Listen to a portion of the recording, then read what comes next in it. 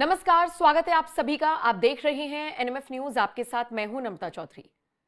जब भी कोई राजनेता बनने के लिए आगे बढ़ता है, किसी राजनीतिक दल को ज्वाइन करता है, तो अक्सर एक बड़ा कॉमन सा डायलॉग है जो उन सबकी तरफ से बोला जाता है, और वो ये कि हम तो जन सेवा करने के लिए आ रही हैं, जनता की सेवा करने के लिए आ रही हैं।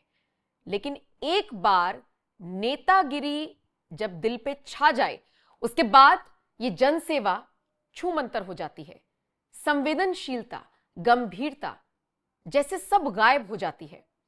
राजनीति और संवेदनशीलता के बीच में जो खाई है, वो एक बार फिर से उस वक्त देखने को मिली जब एक जनसभा में 45 मिनट तक एक एम्बुलेंस फंसी रही। इसमें एक गर्भवती महिला थी और उसके बाद उस महिला की मौत हो गई। बिहार में जब ये मुद्दा सामने आया तो इसे उठाते हुए बीजेपी के सांसद राजीव प्रताप रूडी ने इसका जिम्मेदार सीधे सीधे तौर पर खेसारी लाल यादव को बता दिया। अब इस पूरे मामले से खेसारी का नाम कैसे जुड़ा है, आज इसी पर विस्तार से चर्चा करने जा रही हैं। सबसे पहले तो ये तस्वीरें जो आप देख रही हैं, ये बिहार के बेतिया के नरकटियागंज से सामने आई हैं। ये जो भीड़ आप देख रही हैं, जिसमें आप लोगों को पैदल गुजरते हुए भी देख रही हैं, तो हाथों में झंडे भी हैं आरजेडी के। इसके अलावा स्कूल बस यहां पर फंसी हुई दिख रही है, लोग गाड़ियों पर खड़े हुए हैं, नारेबाजी कर रहे हैं।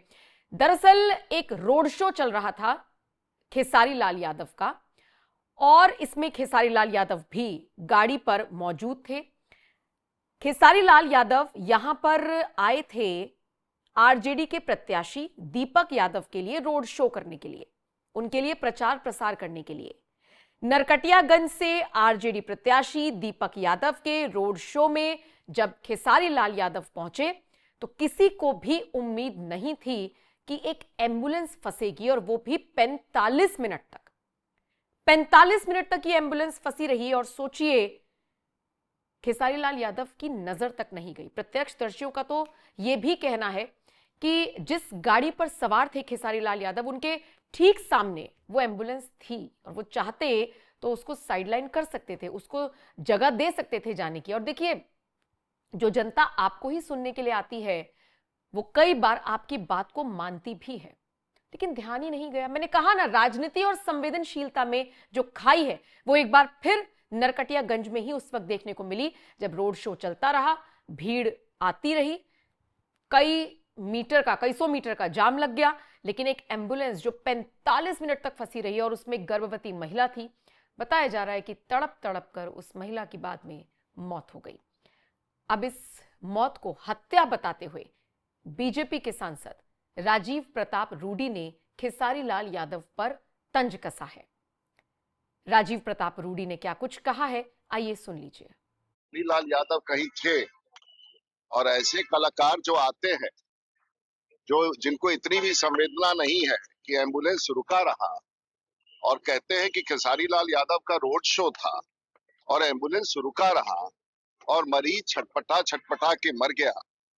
जैसे नेताओं को, जो नेता बनने चाहते हैं, ऐसे कलाकार, अगर इनको इतनी भी संवेदना नहीं है कि रोड शो में रोड जाम हो रहा है और मरीज एम्बुलेंस में छटपटा के मर रहा है, तो मुझे लगता है कि ऐसे लोगों के बारे में राजनीति में कोई स्थान नहीं है, और कार्रवाई भी होनी चाहिए। अगर ऐसी घटना हुई है तो चुनाव आयोग को कार्रवाई करनी चाहिए कि आखिर रोड शो की व्यवस्था में अगर एम्बुलेंस में किसी की मौत हो जाए तो निश्चित ये चिंता का विषय है, और इलेक्शन कमीशन को कार्रवाई करनी चाहिए। सूफिया देवी नाम बताया जा रहा है जिस महिला की मौत हुई, और ये जितना संवेदनशील मामला था, निश्चित तौर पर इस खबर ने हर किसी को झकझोर कर रख दिया, परेशान कर दिया, हैरान कर दिया। क्योंकि राजनीति से इतर सड़क पर जो लोग चल रहे हैं, जिनको अव्यवस्था हो रही है, उन सबका ध्यान रखना भी उस नेता की जिम्मेदारी है जो वहां पर पहुंच रहा है।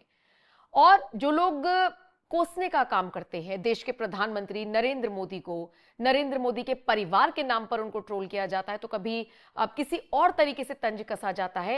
ऐसे लोगों को नरेंद्र मोदी से कम ये सीख लेना चाहिए। खेसारी लाल यादव अभी सिर्फ आरजेडी के प्रत्याशी हैं, जीते नहीं हैं। अभी चुनावी नतीजों में वक्त है। अभी जब चुनावी नतीजे आएंगे तब ये तय होगा कि वो जीते हैं या नहीं जीते हैं। लेकिन उससे पहले अपना स्टारडम उन्होंने राजनेता के तौर पर ऐसा बनाने की कोशिश की है। बिल्कुल उनसे ये उम्मीद नहीं की जा सकती। वैसे इन चुनावों में खेसारी लाल यादव वो सारी चीजें कर रही हैं जिनकी उनसे उम्मीद नहीं की जा रही थी। जैसे कि हमने देखा राम मंदिर का विरोध करना। किसने सोचा था कि खेसारी लाल यादव राम मंदिर का विरोध इस तरीके से करेंगे कि जब सफाई भी देंगे तो तंज कसेंगे। खेसारी लाल यादव ने राम मंदिर पर तंज कसते हुए कह दिया कि क्या जरूरत थी इसको बनाने की, इस मंदिर को बनाने की क्या जरूरत थी, इसकी जगह पर हॉस्पिटल बन सकता था। और हॉस्पिटल का ज्ञान देने वाले खेसारी लाल यादव हॉस्पिटल जाने के लिए ही एक एम्बुलेंस को रास्ता नहीं दे पाए। क्या उन्हें प्रधानमंत्री मोदी से नहीं सीखना चाहिए कि कैसे काफिले को रोककर एम्बुलेंस को रास्ता दे देना चाहिए? हमने कई तस्वीरों में देखा है प्रधानमंत्री इसी तरीके से करते हैं। और रही बात खेसारी लाल यादव की, जिन्हें हॉस्पिटल की इतनी चिंता होती है कि उन्होंने राम मंदिर का विरोध कर दिया था, क्या उन्हें ये एम्बुलेंस फंसी हुई नजर नहीं आई जो अस्पताल जा रही थी, जिसमें एक गर्भवती महिला मौजूद थी? उनके आसपास के कोई आरजेडी कार्यकर्ता ने उनके कान में आकर नहीं कहा कि एक एम्बुलेंस फंसी हुई है? ठीक उसी तरीके से जैसे प्रियंका गांधी के कान में आकर कह दिया था कि भाई एम्बुलेंस है, और प्रियंका ने कहा था एम्बुलेंस को जाने दो। वो अलग बात है कि वो उन्हीं के काफिले की एम्बुलेंस थी, इसीलिए वो काफी ज्यादा ट्रोल भी हुई थी। ये होड़ करना, ये नकल करना, इन सबसे इतर जब तक संवेदनशीलता नहीं जागेगी नेताओं की, ये बिहार की जनता हो या पूरे देश की जनता हो, कैसे कनेक्ट करेंगे भगवान ही जाने। रही बात खेसारी लाल यादव की, एम्बुलेंस को हॉस्पिटल जाने का रास्ता तक तो नहीं दिया गया, लेकिन राम मंदिर का विरोध करते हुए कैसे हॉस्पिटल वाला राग अलापा खेसारी लाल यादव ने, आइए एक बार वो भी सुन लीजिए। कि भाई, मेरे कहने का मतलब कि आप राम मंदिर को लेकर ही वोट मांगते हो तो मैं मस्जिद पे टिप्पणी क्यों करूं? मेरे कहने का मतलब कि राम मंदिर बनाना जरूरी है, बट क्या अस्पताल बनाना जरूरी नहीं है? हाँ? रोजी रोजगार जरूरी नहीं है? शिक्षा जरूरी नहीं है? रोजी रोजगार के लिए ट्रम्प को वोट करने जाएंगे हम कि आप ही को करेंगे? आप ही को किए हैं। मैं ये कह रहा हूं कि आप बनाइए, दुनिया में सारे हर जगह मंदिर बना दीजिए, लेकिन मंदिर से हमारे बच्चों का भविष्य तय हो जाएगा? मंदिर से अगर हमारे बच्चों का भविष्य तय होता है तो मैं चाहता हूं कि आप 200 मंदिर बिहार में बना डालिए, और आप एक बच्चे का भविष्य तय करके बता दीजिए और दिखा दीजिए कि आपने कितने बच्चों का भविष्य उस मंदिर से किया है। मुझे कोई दुख नहीं है और ना ही मुझे कोई तकलीफ है। मैं कह रहा हूं अब बनाओ। भगवान दिल में होता है, श्रद्धा में होता है, मंदिर में सिर्फ एक मूर्ति होती है। तो इसलिए मैं कह रहा हूं कि आप सब कुछ बनाओ, सिर्फ मंदिर क्यों बनाओगे? सनातन कहने से इंसान नहीं होता है। हमारे दिनेश भैया कह रहे हैं कि मैं यदुमुल्ला हो गया, मैं यादव कुल का आदमी हूं ही नहीं। खेसारी लाल यादव को राम मंदिर का विरोध करते हुए हॉस्पिटल का राग अलापना है, लेकिन हॉस्पिटल जा रही एम्बुलेंस उनको नहीं दिखी, जिसको लेकर राजीव प्रताप रूडी का कहना है कि ये हत्या है सरासर, और उनके सामने वो एम्बुलेंस थी, उनको दिखनी चाहिए थी। 45 मिनट के बाद किसी तरीके से जब रोड शो आगे बढ़ा तो मरीज को लेकर जा रही एम्बुलेंस जीएमसीएच की तरफ आगे बढ़ी, लेकिन जब तक वो पहुंची, जब तक उसका इलाज हो पाता, तब तक ये बुरी खबर सामने आई। अब देखिए, अब ये तो पता ही है कि अगर मरीज अस्पताल में जरा सी देरी से पहुंचे तो उसके कितने खतरनाक परिणाम हो सकते हैं, और वही परिणाम देखने को मिले इस महिला के तौर पर जो ये खबर सामने आई। क्या वोटों की गूंज इंसान की जान से ज्यादा भारी हो गई? सवाल यही है।